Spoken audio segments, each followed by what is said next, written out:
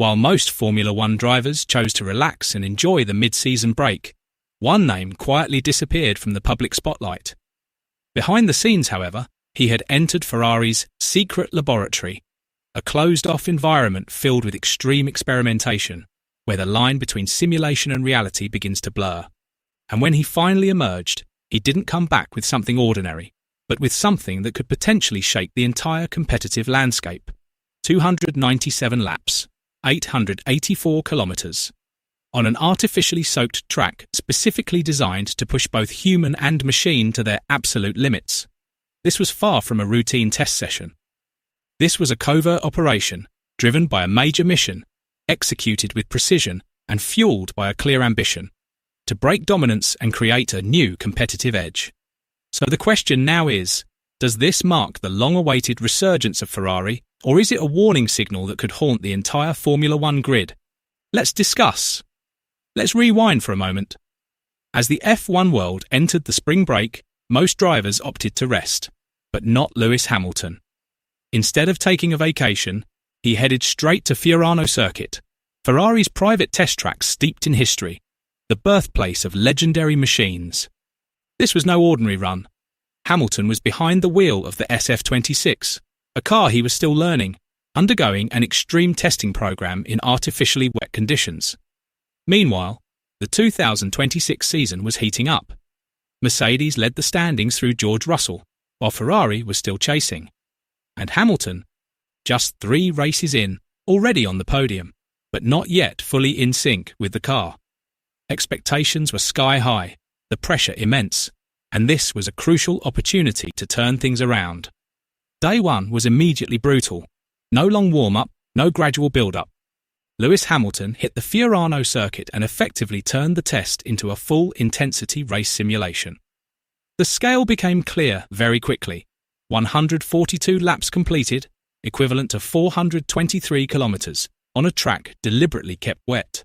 Water was continuously sprayed to simulate heavy rain, creating an extreme scenario rarely seen even during a Grand Prix weekend. On a surface with virtually no grip, every input became critical. The slightest mistake in braking or acceleration could prove costly. But Hamilton didn't hold back. He kept pushing the limits, lap after lap, collecting data while rebuilding his connection with the car. His primary focus was crystal clear: understanding one of the most decisive elements in modern Formula One, the perfect timing for tyre changes. The choice between full wets and intermediates isn't just strategy, it's a gamble between time and control. React too late and you lose precious seconds. Move too early and the car risks losing traction entirely. This is where the story becomes far more compelling. This wasn't just a world champion adapting to a new environment. This was the reconstruction of racing instinct from the ground up. A phase where years of experience are retested under the most extreme conditions, as if Hamilton is recalibrating his instincts to face a new era with Scuderia Ferrari. Day 2 was supposed to mark the conclusion of an already intense testing program. Everything was going according to plan, until suddenly, the situation took a dramatic turn. Pirelli made a completely unexpected decision. They made a request that instantly changed the direction of the test. Hamilton was called back to the track, not as a reserve driver, not as a test driver, but specifically for tyre testing. The question is, why him? The answer goes far beyond a typical test session. Pirelli is currently developing a new generation of tyres, the specification set for the 2027 season, tyres that could define the performance direction of Formula One's next era. And to truly understand their characteristics, they needed the most accurate reference possible, a driver with exceptional sensitivity, cross-era experience, and an instinctive ability to read the limits of a car. Hamilton was the choice. This wasn't just about Ferrari. This was a clear acknowledgement from Formula One's sole tyre supplier that Hamilton remains the ultimate benchmark when it comes to reading a car's performance. And the moment he returned to the track, the intensity immediately ramped up. Lap after lap kept piling on, not just following a program, but digging into the limits, testing consistency, and pushing every variable to the extreme. An additional 155 laps, bringing the total to 297. At that point, It no longer felt like a routine test, but a highly precise technical operation. And this is where something began to shift. Hamilton wasn't just collecting data, he started to feel the car. Something that doesn't show up in telemetry, doesn't appear on graphs, yet is unmistakably real in the hands of a world champion. The traction out of corners began to lock in. The way the car responded right at the edge of losing grip, not before, not after, but at the most critical point. Subtle details that no simulator can truly replicate, things that can only be understood through experience and instinct. And when a driver starts talking about feel, it means they're getting very close to something big. Now imagine the situation more sharply.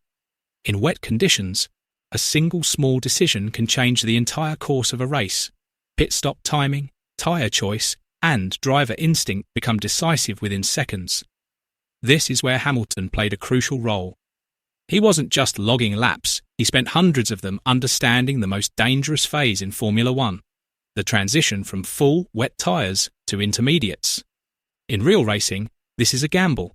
Sometimes it delivers huge gains, but just as often it ends in disaster. But at Fiorano, Hamilton didn't wait for that moment to come, he forced it to happen, over and over again, deliberately driving into the grey zone where grip is nearly gone and the car sits right on the edge of losing control. This is where everything changed. This was the true turning point. Hamilton was no longer just driving to adapt.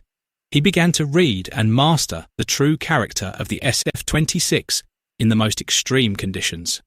He understood its limits, felt its responses, and developed a level of control far beyond normal race scenarios.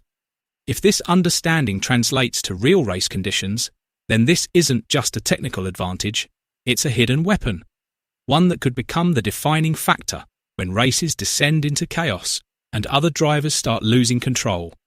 So who actually comes out as the winner from all of this? Officially, perhaps no one. But in reality, Ferrari may have just gained something far more valuable than a single race victory. Hamilton is no longer just a driver trying to adapt. He's beginning to merge with the car itself, understanding every limit and every ounce of its potential. And here's the twist. While Hamilton was relentlessly working on track, Ferrari's team behind the scenes has been quietly preparing a major upgrade package for Miami. Ranging from aerodynamic updates to improved engine efficiency, with an ambitious goal of closing a 20 to 25 horsepower gap to Mercedes. If all these elements come together perfectly, Ferrari could transform from a contender into a serious threat at the very top. In the standings, Mercedes may still be ahead, but the situation is beginning to shift. Ferrari is showing clear signs of a resurgence, with a constantly evolving car, major upgrades on the horizon, and Lewis Hamilton finally starting to click with the package. So now the question is Hamilton's quiet work at Fiorano the beginning of a new era of Ferrari dominance? Or is it still not enough to stop Mercedes? And most importantly, if the race turns into chaos in the rain, will Hamilton be the only one truly ready? Let me know your thoughts in the comments.